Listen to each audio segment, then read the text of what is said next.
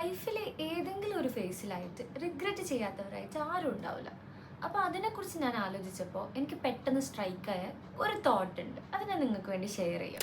Failure is painful but regret is more painful. So choose the pain. But trust me, the pain of failure is still less than the pain of regret.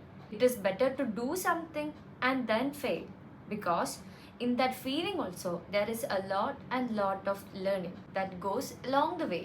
ഇവിടെ നമുക്ക് മനസ്സിലാക്കാനുള്ള കുറേ കാര്യങ്ങളുണ്ട്. എപ്പോഴും പല തോട്ട്സും വരാറുണ്ട്. അങ്ങനെ വരുന്ന പല തോട്ട്സും പ്രാക്ടിക്കലി ചെയ്യുന്നതിന് മുമ്പ് തന്നെ അതിൽ നമ്മൾ തോറ്റുപോയാലോ എന്നുള്ള പേടി കാരണം നമ്മൾ പലതും തന്നെ ചെയ്യാതെ മാറ്റി വെക്കാറുണ്ട്.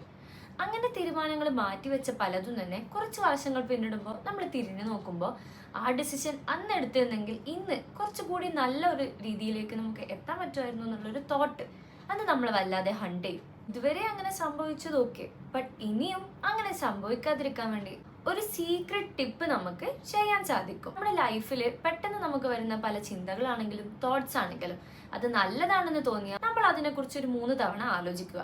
പറ്റുമെങ്കിൽ ആ വിഷയത്തിൽ കുറച്ച് പഠനങ്ങൾ കൂടി നടത്തുക. എന്നിട്ട് നമ്മുടെ നല്ലത് ആലോചിക്കുന്ന കുറച്ച് വെൽ വിഷസ് നമുക്ക് ചുറ്റും ഉണ്ടാവും. അങ്ങനെയുള്ള ഏതെങ്കിലും ഒരു നല്ല ക്ലോസ് ആയിട്ടുള്ള ആളോട് ആ കാര്യം സബ്മിറ്റ് ചെയ്ത് അതിനെക്കുറിച്ചൊന്ന് ഡിസ്കസ് ചെയ്യുക.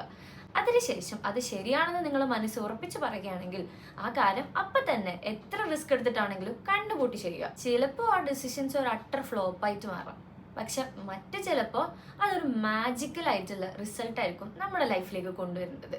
ബട്ട് എനിവേസ്, അതിനിപ്പോൾ ഫ്ലോപ്പ് ആയാലും സക്സസ് ആയാലും ശരി, നമുക്ക് പിന്നെയും ഒരു 3-4 കൊല്ലം കഴിയുമ്പോൾ ആ ഡിസിഷൻ അന്ന് വന്നതിനെ കുറിച്ച് നമ്മൾ അതെന്തുകൊണ്ട് കാര്യമായി ചിന്തിച്ചില്ല, പ്രാക്ടിക്കലി ചെയ്തില്ല എന്നുള്ളൊരു തോട്ട് നമുക്ക് വരില്ലല്ലോ.